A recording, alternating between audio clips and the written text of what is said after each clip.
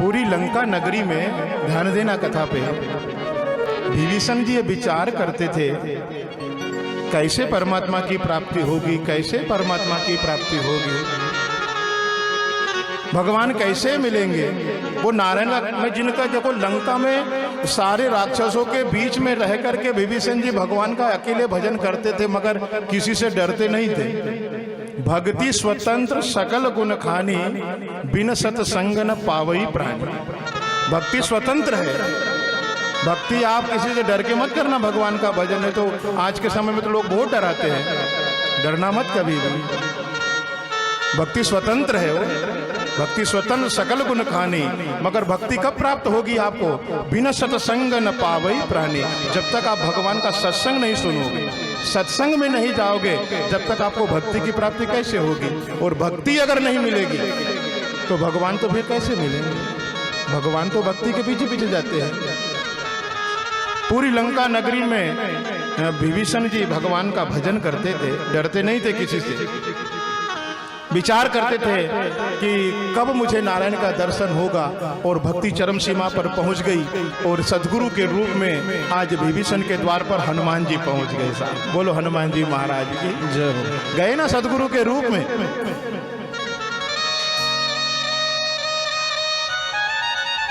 राम राम राम कहते कहते, और विभीषण जी ने सुन, लंका निशाचर, यहाँ पर सारे लोग निशाचर लोग रहते हैं,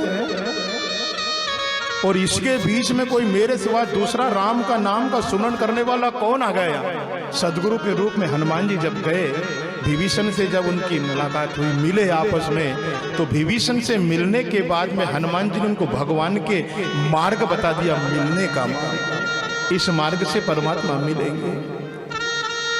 शमीक मुनि ने मार्ग दिखाया है। आज राजा परीक्षित मन में विचार कर रहे हैं, 7 दिन का समय है, क्या किया जाए?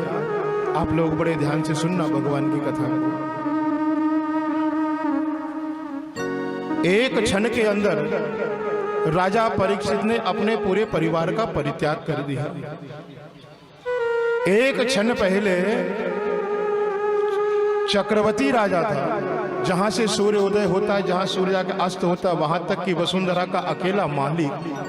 मगर परमात्मा की कृपा देखो, एक क्षण के अंदर पूरे राज्य का परित्याग कर दिया, पूरे परिवार वालों का भी त्याग कर दिया, राजस्वी वस्त्र उतार दिए, दंड और कमंडल धारण कर लिया, लंगोटी लगा करके, और राजा परीक्षित ने अपने हस्तिनापुर का परित्याग करके निकल गए। चलते रहे, पावन गंगा जी का तट देखा, और सुंदर बटवृक्ष की छांव, बटवृक्ष की छांव में बैठ गए। सामने गंगा मैया बह रही है।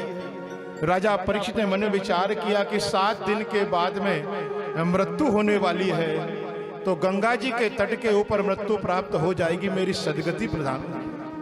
विचार कर रहे हैं। ध्यान देना आप कथा पर।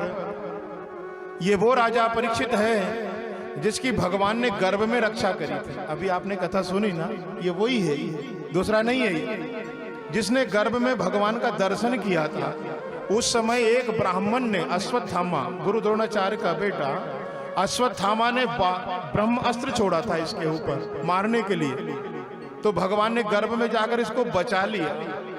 उस समय परमात्मा ने बचा लिया। आज फिर एक ब्राह्मण ने अस्त्र छोड़ा है, वो श्रृंगी ऋषि ने। कौन सा अस्त्र? वाक रूपी अस्त्र श्राप दिया है, 7 दिन के बाद में तुझे तक्षक नाग आकर दंश करे, जिससे तेरी मृत्यु हो जाएगी। जब भगवान ने बचाया है ना, तो आज भी भगवान आएंगे बचाने, आज भी कृपा बरसेगी। पावन गंगा जी के तट के ऊपर लंगोटी लगा करके बैठे राजा परीक्षित ध्यान कर रहे, विचार कर रहे, क्या करूं? हजार वर्ष की आयु वाले जो संत समाज थी, उनको जब पता लगा कि एक क्षण के अंदर राज ऋषि परीक्षित ने अपने घर का परित्याग कर दिया, लंगोटी लगा करके गंगा जी के तट पर अनशन व्रत धारण करके बैठा है, सब राजा परीक्षित से मिलने के लिए आ रहे। बताओ, दूर दूर से संत समाज एकत्र हो गया, राजा परीक्षित को घेर लिया संत समाज ने।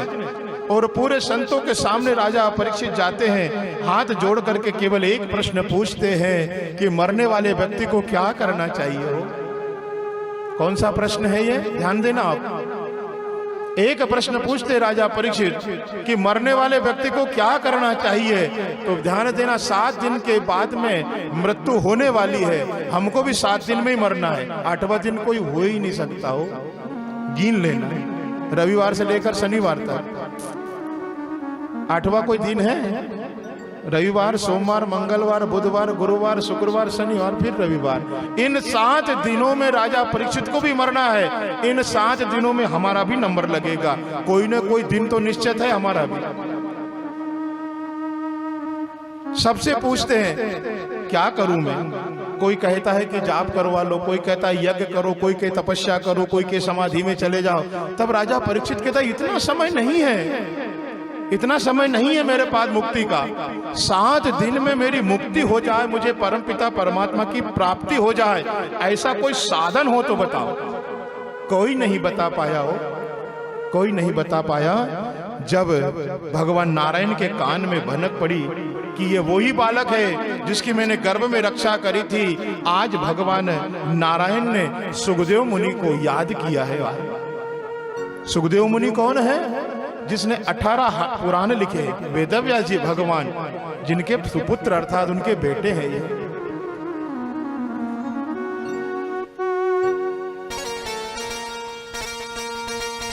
अब बताइए, जिसको ज्ञान होगा ना वही तो ब्रह्म ज्ञान दे सकता है।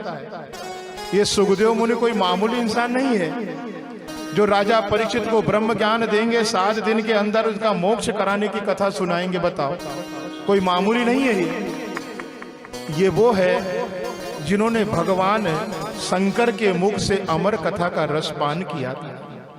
बोली शंकर भगवान की जय हो। ये बैठे पिपलेश्वर भगवान आपके हैं।